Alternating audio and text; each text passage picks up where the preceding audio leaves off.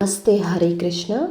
ಮಾರ್ಗಶಿರ ಮಾಸದಲ್ಲಿ ಪೌರ್ಣಮಿಯ ಮೊದಲು ಬರುವ ಏಕಾದಶಿಯನ್ನು ಉತ್ತರ ದ್ವಾರ ದರ್ಶನ ಏಕಾದಶಿ ಅಥವಾ ಮುಕ್ಕೋಟಿ ಏಕಾದಶಿ ಅಥವಾ ಮೋಕ್ಷದ ಏಕಾದಶಿ ಅಥವಾ ವೈಕುಂಠ ಏಕಾದಶಿ ಅಥವಾ ಹರಿವಾಸರ ಏಕಾದಶಿ ಎಂದು ವಿವಿಧ ಹೆಸರುಗಳಿಂದ ಕರೆಯಲ್ಪಡುವ ಏಕಾದಶಿಯ ಮಹತ್ವ, ವಿಶೇಷತೆ.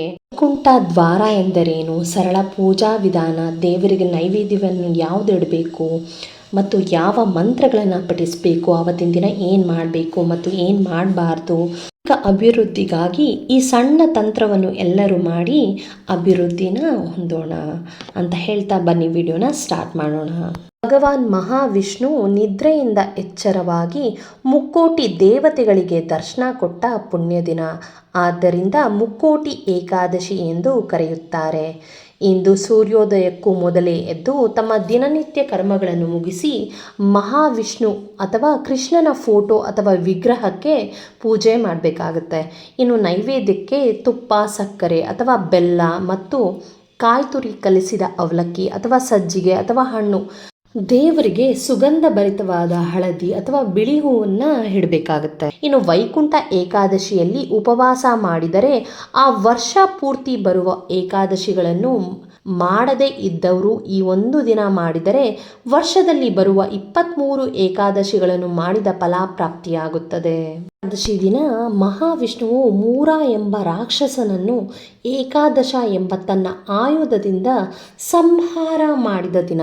ಕ್ಷೀರಸಾಗರ ಮಂಥನ ಮಾಡಿ ಅಮೃತ ಉದ್ಭವವಾದ ದಿನ. ಹಾಗೆ ಭೀಷ್ಮ ಪಿತಾಮಹ ವಿಷ್ಣು ಸಹಸ್ರನಾಮವನ್ನು ಬೋಧಿಸಿದ ದಿನವೂ ವೈಕುಂಠ ಏಕಾದಶಿಯಾಗಿದೆ. ಇನ್ನು ಈ ಏಕಾದಶಿ ವ್ರತ ಮಾಡೋದ್ರಿಂದ ಪಿತೃದೋಷ ಪರಿಹಾರವಾಗುತ್ತದೆ. ಆದ್ದರಿಂದ ಇದನ್ನು ಮೋಕ್ಷದ ಅಥವಾ ಪುತ್ರದ ಏಕಾದಶಿ ಎಂದು ಕರೆಯುತ್ತಾರೆ. ಇನ್ನು ವೈಕುಂಠ ಏಕಾದಶಿಯಂದು ದೇವಸ್ಥಾನಗಳಲ್ಲಿ ತೆರೆಯುವ ಉತ್ತರ ದ್ವಾರವನ್ನೇ ವೈಕುಂಠ ದ್ವಾರ ಎಂದು ಕರೆಯುತ್ತಾರೆ. ಆದರೆ ಇದು ಬರೀ ದೇವಾಲಯದ ಬಾಗಿಲಲ್ಲ, ಇದು ಮೋಕ್ಷದ ಸಂಕೇತ. ಇದು ಅಂತರಂಗ ಶುದ್ಧಿಯ ಕರೆ. ಈ ದಿನ ಹಾಗೂ ಮರುದಿನವಾದ ಮುಕ್ಕೋಟಿ ದ್ವಾದಶಿ ದಿನವೂ ಅರುಣೋದಯ ಕಾಲದಲ್ಲಿ ಅಂದರೆ ಬೆಳಗ್ಗೆ 4ರಿಂದ 6 ಗಂಟೆಯೊಳಗೆ ಭಗವಾನ್ ವಿಷ್ಣುವನ್ನು ಪೂಜಿಸುವುದು ಅತ್ಯಂತ ಪವಿತ್ರವಾದದ್ದು. ಇನ್ನು ಏಕಾದಶಿಯು ಭಗವಂತನ ಸ್ತ್ರೀ ಶಕ್ತಿಯಾಗಿರುವುದರಿಂದ ಈ ದಿನ ಲಕ್ಷ್ಮೀ ದೇವಿಯನ್ನು ಪೂಜಿಸುವುದು ವಿಶೇಷ. ಏಕಾದಶಿಯ ದಿನ ನಮ್ಮ ದೈಹಿಕ ಸಾಮರ್ಥ್ಯಕ್ಕೆ ಅನುಗುಣವಾಗಿ ಉಪವಾಸವನ್ನು ಕೈಗೊಳ್ಳಬೇಕಾಗತ್ತೆ. ಸಂಪೂರ್ಣ ಉಪವಾಸ ಸಾಧ್ಯವಾಗದವರು ಕನಿಷ್ಠ ಪಕ್ಷ ಹಣ್ಣುಗಳನ್ನು ಅಥವಾ ಹಾಲನ್ನು ಸೇವಿಸುವ ಮೂಲಕ ಉಪವಾಸವನ್ನು ಆಚರಿಸಬಹುದು. ಆದರೆ ಈ ದಿನ ಅಕ್ಕಿ ಮತ್ತು ಧಾನ್ಯಗಳನ್ನು ಸೇವಿಸಬಾರದು. ಪ್ರಾಮಾಣಿಕ ಪ್ರಾರ್ಥನೆ ಮತ್ತು ಧ್ಯಾನ ಮಾಡದೆ ಉಪವಾಸ ಮಾಡಿದರೆ ಆ ಉಪವಾಸವು ನಿಷ್ಪ್ರಯೋಜಕ. ವಿಷ್ಣುವಿಗೆ ಸಂಬಂಧಪಟ್ಟ ಯಾವುದೇ ಸ್ತೋತ್ರಗಳನ್ನು ಅಥವಾ ಮಂತ್ರವನ್ನು ಪಠಣೆ ಮಾಡಬಹುದು. ಉದಾಹರಣೆಗೆ ವಿಷ್ಣು ಸಹಸ್ರನಾಮ ಸ್ತೋತ್ರ, ವಿಷ್ಣು ಅಷ್ಟೋತ್ರ ನಾಮಾವಳಿ, ಪುರುಷ ಸೂಕ್ತ, ವಿಷ್ಣು ಸೂಕ್ತ, ನಾರಾಯಣ ಉಪನಿಷತ್, ಶ್ರೀ ಸೂಕ್ತ, ಮಹಾಲಕ್ಷ್ಮಿ ಅಷ್ಟೋತ್ತರವನ್ನು ಹೇಳಬೇಕಾಗತ್ತೆ. ಇವುಗಳನ್ನು ಪಠಿಸಲು ಸಾಧ್ಯವಾಗದವರು ಕನಿಷ್ಠ ಪಕ್ಷ ಈ ಮಂತ್ರಗಳನ್ನು ಸಾಧ್ಯವಾದಷ್ಟು ಬಾರಿ ಜಪಿಸಬಹುದು. ಮಂತ್ರಗಳು ಹೀಗಿದೆ: ಓಂ ನಮೋ ನಾರಾಯಣಾಯ, ಓಂ ನಮೋ ಭಗವತೆ ವಾಸುದೇವಾಯ ಅಥವಾ ಓಂ ನಮೋ ವೆಂಕಟೇಶಾಯ. ಇನ್ನು ಏಕಾದಶಿ ದಿನದಂದು ಭಗವದ್ಗೀತೆ ಪಾರಾಯಣ, ವಿಷ್ಣು ಸಹಸ್ರನಾಮ ಪಾರಾಯಣ ಮಾಡುವುದು ಪುಣ್ಯಪ್ರದವಾದದ್ದು.